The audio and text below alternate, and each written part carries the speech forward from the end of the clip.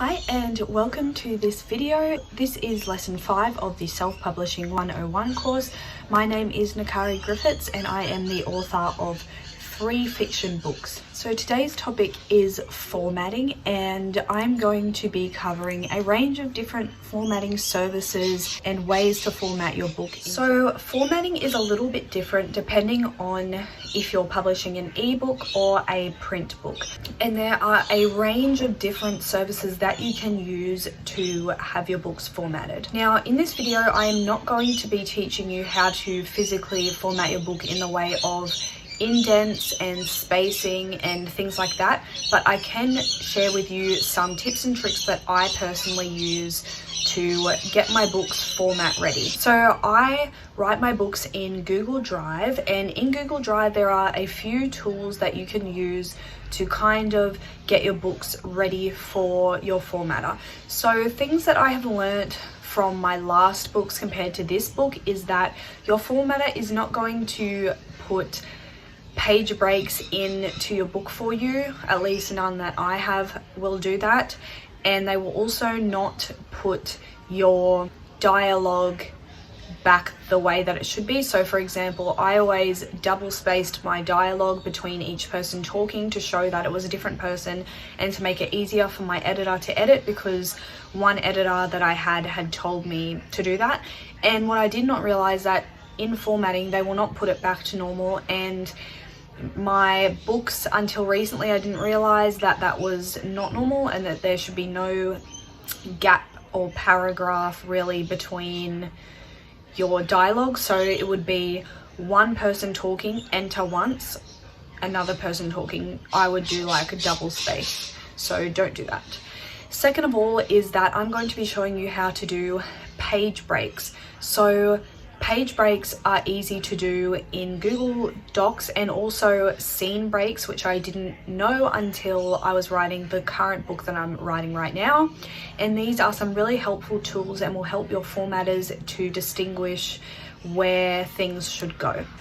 So as for ebook formatting, you can do this yourself on Draft to Digital. So they make it super easy and they do this for you. So as long as you have the right page breaks between chapter headers and scene breaks, then you can just go ahead and upload your file to Draft to Digital and pick a format that you would like your book to be in, and they will do all the rest. You can edit and add in things like author bio and stuff like that, and links for where to find your next book, but I will talk about that a bit later in the video. So that is ebooks. Now, places like Smashwords, you do have to upload a file. They do not format for you. You have to actually deformat the book if you want to upload it. So I never do this myself because it's way too hard. They do have a style guide, but I've never been successful in doing it. So I always pay someone from Freelancer to do it for me. Just pay about $20. I will leave his contact in the Patreon document. So if this is the first video you are clicking on out of the course, I do have a document on Patreon where I will put all of the links mentioned in the video and any useful information. If I do mention a video, however, I will just link that down below. But as for contacts and things like that, I will always put them in the document on Patreon, and you can click below to head to my Patreon and check it out. So that's what I do for formatting ebooks. Kindle also, you kind of have to upload an already formatted ebook file. So this is where Draft to Digital comes in. So even if you're not uploading your book to Draft to Digital or exclusively Draft to Digital, you can still format the file on there, and then you can download the file in either a PDF or an ebook format. So EPUB or KPF, I think they do, which is Kindle. And then you can go ahead and upload that to Kindle or Google Play Books.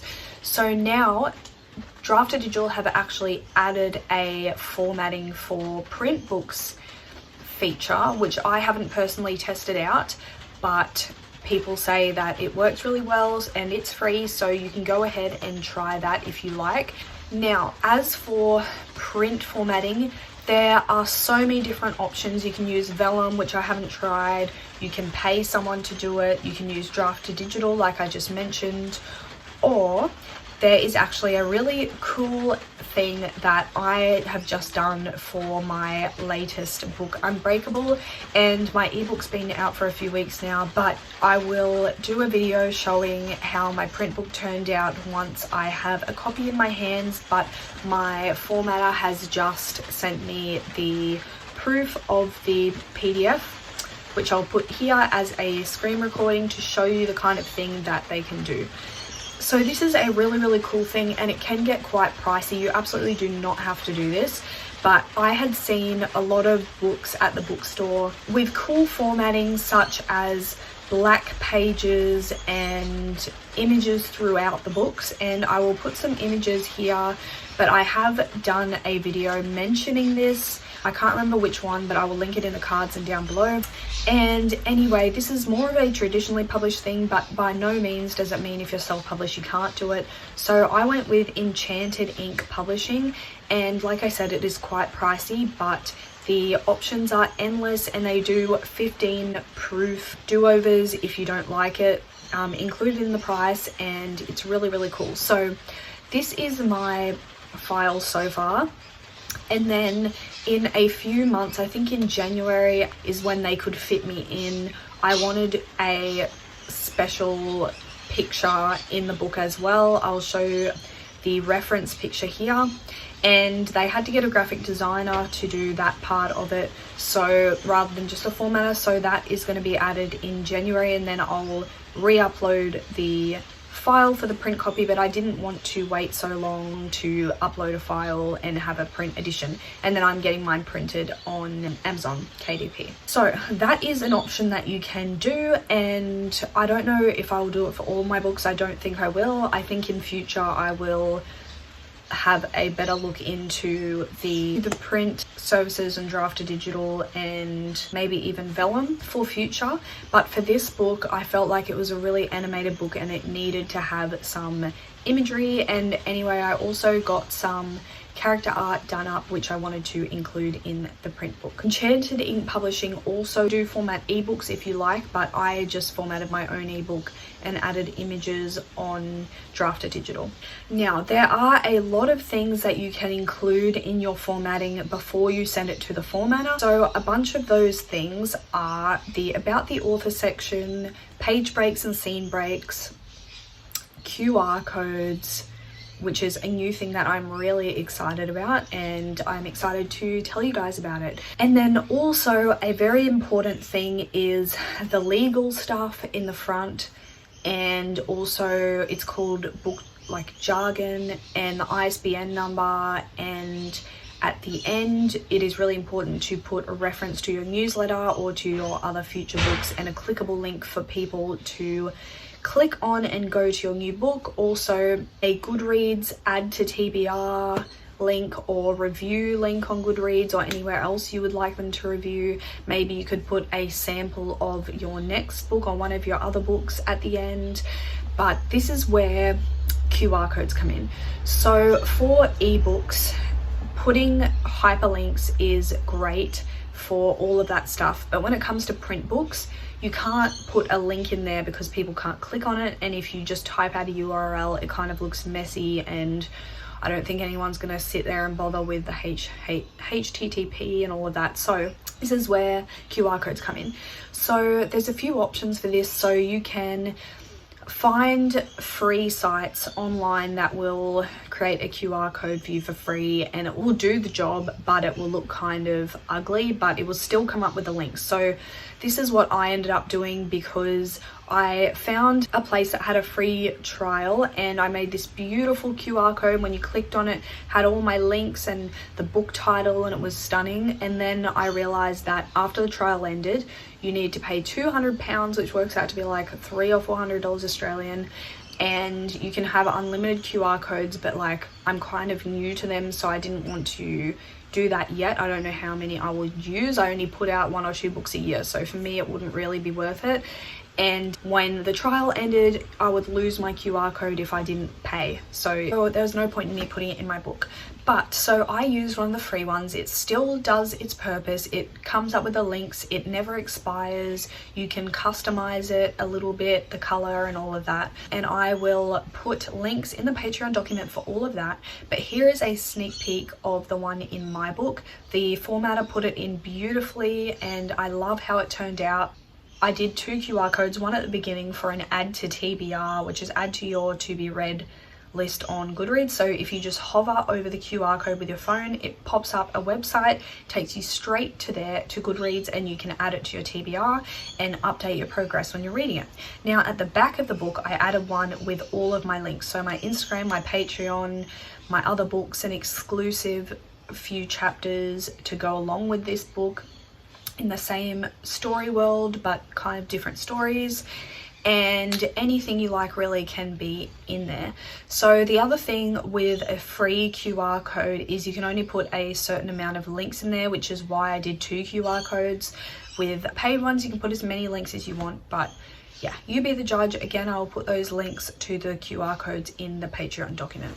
As for legal jargon, you are kind of going to want to get a pre-made document thing for this because you could get something wrong. So I will put a link again in the Patreon document of where you can just do a generated, that's it, a generated legal jargon paragraph basically.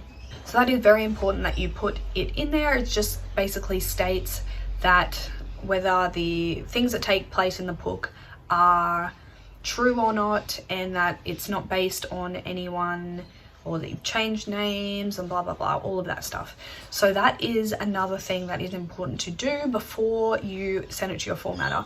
So again, I'll put on the screen here a screen recording of all of those things that I have compiled in my document before I even send it away to a formatter. Now, the last thing with formatting is having it printed. So you've got 2 options basically. There's Ingram Spark, which prints, but I don't really recommend Ingram Spark because I've worked with them before and the back and forth is just a bit of a headache. So every time you upload a file, it's $50. They take about a month to send the book out to you, sometimes more, and then if it's wrong or some of the pages are messed up, you have to pay another $50 after you redo the file, and you're not even sure if you're doing it properly. It's just a headache.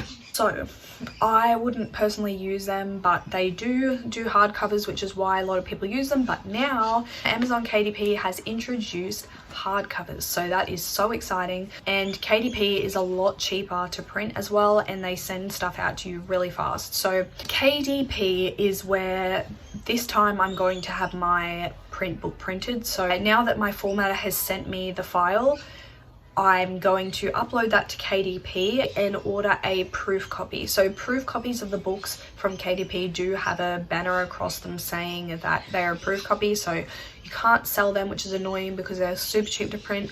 But once you have that proof copy, then your books are sold through Amazon, so you don't really have anything to do with it. You don't have to get a bunch of copies and sell them personally. You can order some copies and sign them and send them out and have them available on your website, which is what I'm going to do. But then apart from that, they're just sold on the Amazon website. People have the option to buy ebook or print of your book, and then you will get a royalty. So it will tell you how much it will cost to print the book, and then you can add a markup to how much you want to sell it for. So that is that option. And then there's hardcover, which I'm planning on trying out too. They don't currently have dust jackets though, which Ingram Spark do, so that's something to think about. So that is printing their print on demand companies. I'm sure there are other ones out there, but they are the 2 that I know of. Now, as for printing sizes, there are a few different sizes for different types of books. So just Google your genre of book and it will tell you what the most common sizes are for that book. So my latest one is a fantasy, and the most common sizes are 6x9 or 8x5. So this time I'm going with an 8x5.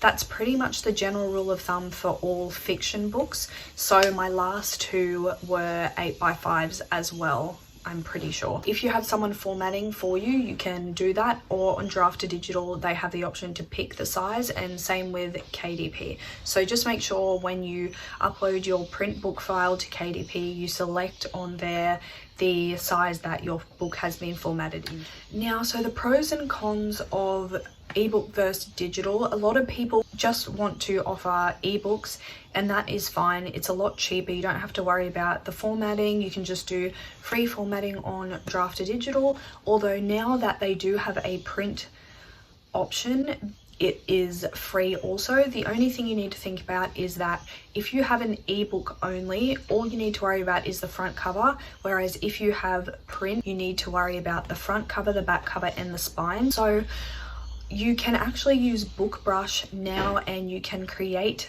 print covers on there. Apparently they print beautifully, and you can pick the size. Otherwise you can have someone design the book cover for you. So they're all things to think about. Although offering print and digital, you just have 2 streams of income instead of 1, which is a great thing to think about too. So you will eventually make your money back on print, and there are a lot of people that will only buy print rather than ebook, so that's something to think about as well. And that is all that I have to say about formatting in this video. So please subscribe and like the video so that you can see when I put out lesson 6.